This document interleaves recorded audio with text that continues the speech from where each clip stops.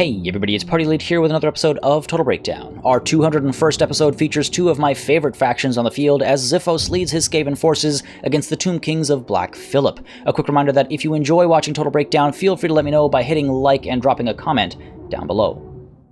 We begin, of course, with talk of composition and deployment. As you can probably tell, there are some shenanigans afoot from this Skaven. We've got Lord Skrolk in charge, of course, on foot, and up front you can see we've got the Gutter Runners with poison to the left and another unit to the right. The front line, if we can call it that, consists of all of these warp fire throwers who bring with them fiery magical ammunition as well as leadership debuffs when firing in from range. Right behind them we do have these 4 units of poison wind globadiers, and they bring with them magical ammunition that is armor piercing and anti-large, while here you can see a pair of assassins that can be used in melee as well as a pair of doom wheels, one to the left, one to the right, that can also be used in melee with their magical ammunition, their armor piercing ammunition, and their armor piercing anti-infantry capabilities in melee. On the other side of the field, the Tomb Kings have a fair bit of range support. We have Cetra the Imperishable in charge, up on horseback, and we also have a pair of Tomb Scorpions back here, supported by a pair of Necrotechs, both of them on chariots, able to drive right through the enemy with their anti-infantry capabilities. The front line itself consists of all of these skeleton spearmen, including King Nehesh's Scorpion Legion, the Regiment of Renown,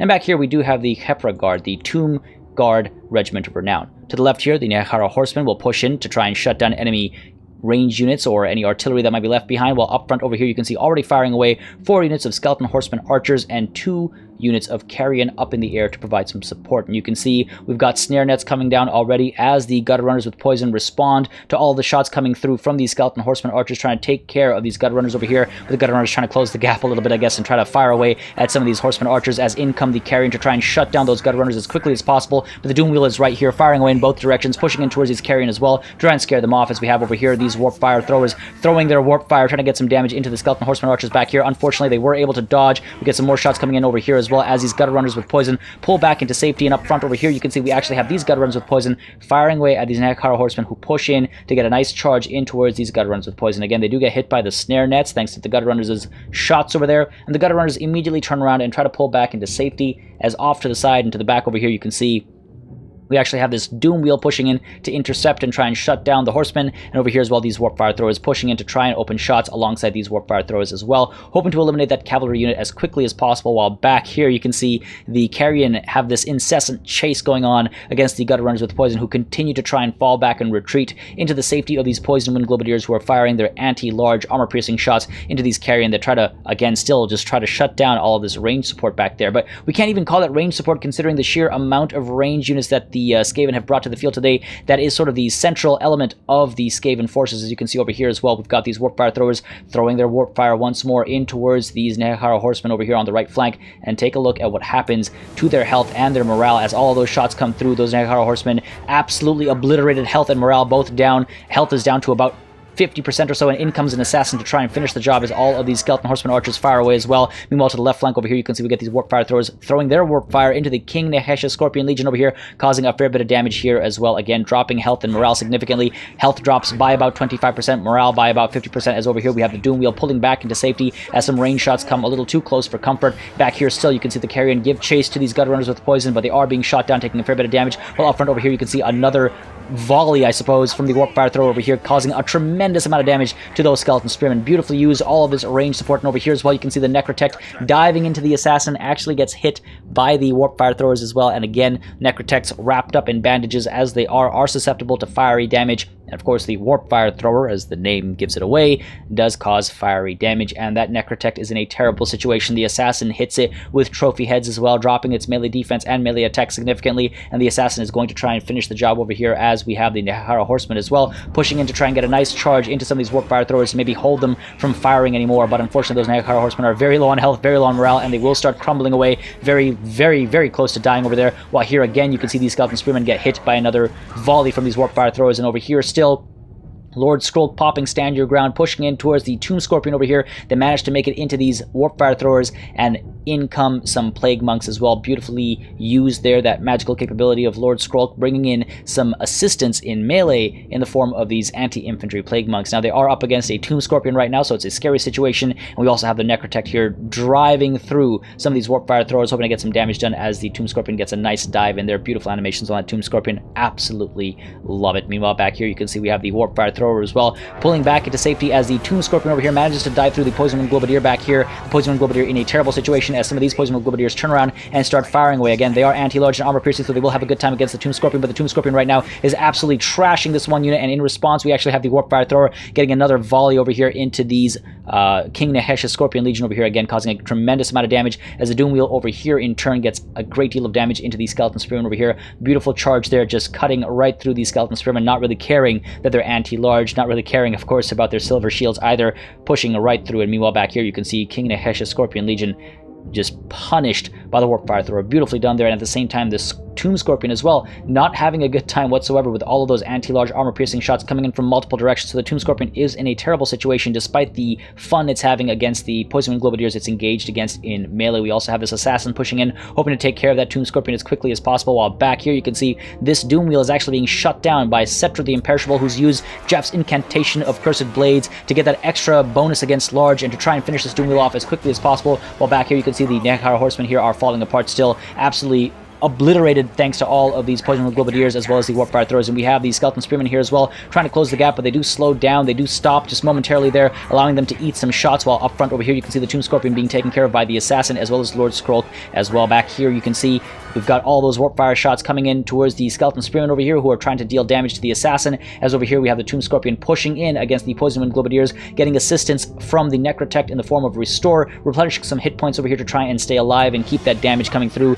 as the Doom Wheel back here now being chased down by Cetra as this other one has been made to rout up front. You can see these Plague Monks are being completely obliterated, trying to take the fight to the Kepra Guard back there, but getting shot down by all of these Skeleton Horsemen archers who stay back and fire from the safety of these trees, while up front over here these Warp Fire Throwers continue to get a tremendous amount of damage into these Skeleton Spearmen over here. Absolutely beautiful use of range support here as well. You can see the Tomb Scorpion in a terrible situation as the Poison Wind Globadiers from multiple sides continue to fire away to try and eliminate that unit, as over here you can see the Doom Wheel is in a precarious situation. Jeff's incantation of Cursed Blades once more on Cetra the Imperishable, getting that extra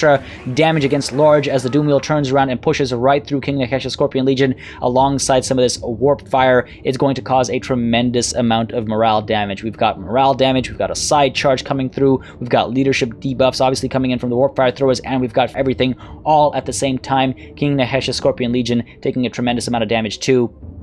They're not going to have a good time right now, but you can see in comes Cetra the Imperishable with a nice rear charge, trying to take care of this Doom Wheel, and the King Nehesh's Scorpion Legion here, despite crumbling, just barely hanging on to dear unlife as they turn around and start poking and prodding away at the Doom Wheel, while up front over here you can see the Kepra Guard actually being taken care of by all of these Warp Fire Throwers just firing away, while over here we get the Ushapti coming in, summoned from the Realm of Souls, trying to take care of Lord Skrulk as well as the Assassin, who are in turn taking care of the Tomb Scorpion over here. And back here you can see King Nehesh's Scorpion Legion finally shut down by all of that Warp Fire shots, while over here you can see Cetra the Imperishable continues to chase after the Doom Wheel over here that is once again routing. Meanwhile, we have this Doom Wheel willing to fight once more, needs to turn around and get involved against some of these Skeleton Spearmen perhaps, but right now sitting there looking very pretty, needs to get involved, as over here as well you can see we've got these Skeleton Horsemen archers willing to push forward and firing away now, trying to take care of these Gutter Runners with poison, as the Warp Fire now comes in once more, just absolutely obliterating some of these Skeleton Horsemen archers. Another volley from this Warp Fire Thrower unit as well, causing a tremendous amount of damage, forcing them to fall back, as over here you can see Lord Skrulk is in a trouble situation, popping Stand Your Ground to try and stay alive and help with their melee defense buffs, and you can see some more Plague Monks brought to the field over here thanks to Lord Skrulk, but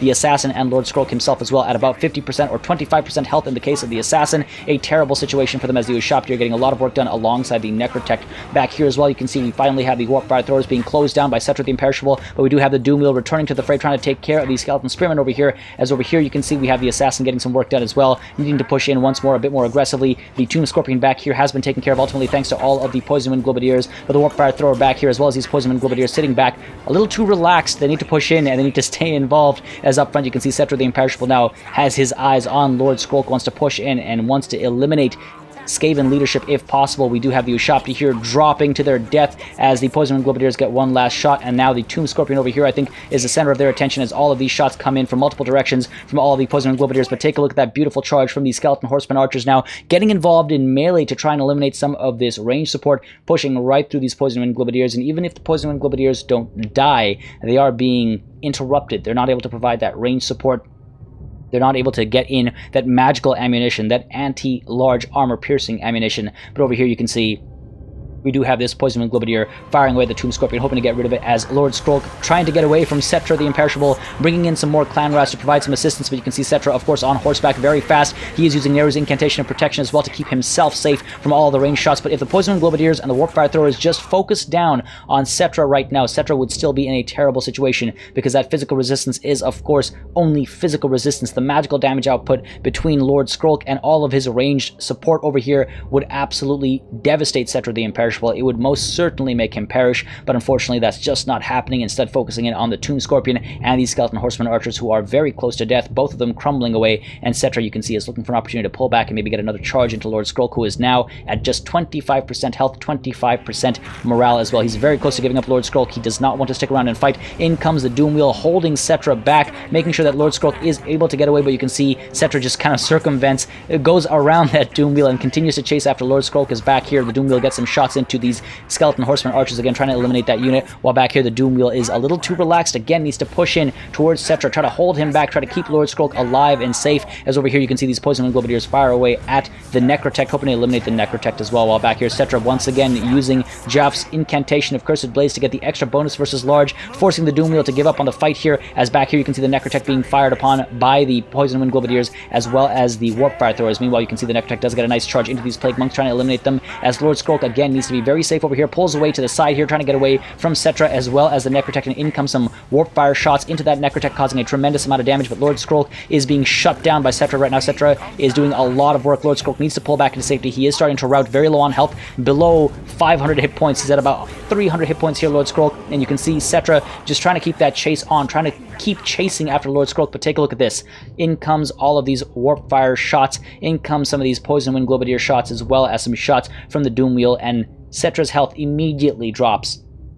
to about 50 or so percent, despite Neru's Incantation of Protection, which again does nothing against all of that magical ammunition, those magical shots coming in to cause a tremendous amount of damage here to Settra. He is down at 50% health, 50% morale, and back here at the same time you can see we've got some cycle charging coming in from these Skeleton Horseman archers. We've ignored them for a little while over here, but they've been ping-ponging back and forth between these two units of Warp Fire Throwers, who in turn have been throwing their Warp Fire at these Skeleton Horseman archers, just trying to eliminate the range capability. Well, not ranged anymore as they're out of ammunition, but the sheer threat that they present to the field with their mobility. Meanwhile, back here you can see Settra continues his chase against Lord Skrulk, who is routing, but again, routing is not as bad as being completely eliminated. You can see all of these shots coming in, causing a great deal of damage to Settra the Imperishable, but he's able to dodge many of them, dodge some of that Warp Fire shots as well, and then drives right through Lord Skrulk over here, dropping him, trying to take care of him, and ultimately killing him as well. Meanwhile, back here you can see between the Doom Wheel, between these Poison Wind Globadiers, and between the Warp Fire Throwers, we have both of these Skeleton Horseman archers completely taken care of, and now back here we have all of these Poison Wind Globadiers as well as the Warp Fire Thrower turning around, looking for an opportunity to single out Settra the Imperishable and make sure he falls. And you can see all of these shots coming in, doing numbers to his health as well as his morale as he tries to steer clear from all of this range support, but there's plenty of range support. Though they are low on ammunition, they can still cause a tremendous amount of damage. And back here again, you can see we have these Warp Fire Throwers now free as well, able to turn around and just focus down on Tomb King leadership, which in fact now is almost the only thing left for the Tomb Kings. In come those Warp Fire shots, in come the Poison Wind Globadier shots. Settra not having a good time against all of that magical damage. Settra not having a good time against all of that leadership debuffing. He does decide to crumble. He does decide to fall. And just like that, a beautiful, albeit Pyrrhic victory for the Skaven. What an excellent display of using Warp Fire Throwers with maximum magnificence. Xiphos submitted this on Discord and said that I'd love it, and he was absolutely right. There was some great use of cavalry from the Tomb Kings, some fantastic use of abilities and magic, and some very well-placed surgical strikes from Tomb King leadership, as well as the Tomb Scorpions. But at the end of the day, the sheer genius of Skaven in the form of Warp Fire Throwers and effectively used Doom Wheels alongside the assistance of Lord Skrulk's summoning abilities meant the rodents took the day. As always, make sure you subscribe to this channel for more Total War content and keep sending in those battle replays. I do think it's one of the best ways to learn, and it's always nice to highlight such amazing plays from the community. I'd also like to thank all of my patrons and channel members for supporting the channel on a month-to-month basis, making a huge difference in keeping us alive and running smoothly. Thank you all very much for watching, and I'll see you on the battlefield.